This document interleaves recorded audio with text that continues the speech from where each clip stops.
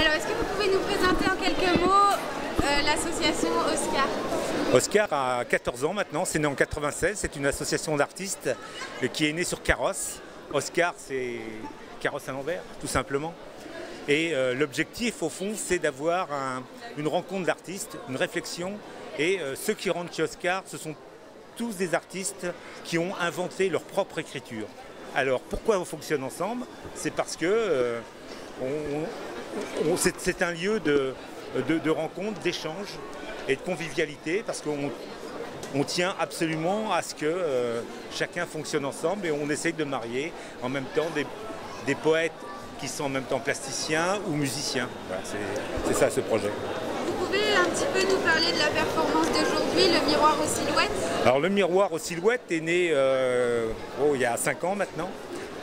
C'est un ombrographe, c'est-à-dire que c'est un système d'ombre dans lequel on met les gens devant. Et l'objectif, au fond, c'est d'essayer de capter dans un mouvement assez simpliste et simple le contour de la personne, et l'artiste improvise en espérant capter une espèce d'énergie qu'il y a dans la personne. Et ça donne une œuvre d'art particulière en fonction de ce qu'est l'artiste et de ce qu'est la personne derrière. Et après, ce qui est important, c'est qu'il y a une écriture qui est faite, poétique, faite par un poète qui est en même temps une plasticienne. C'est vous qui avez eu l'idée d'inventer cet ombrographe? Oui, je suis l'inventeur de l'ombrographe. La couleur de femme, ça vous évoque quoi après cette journée à 80 000?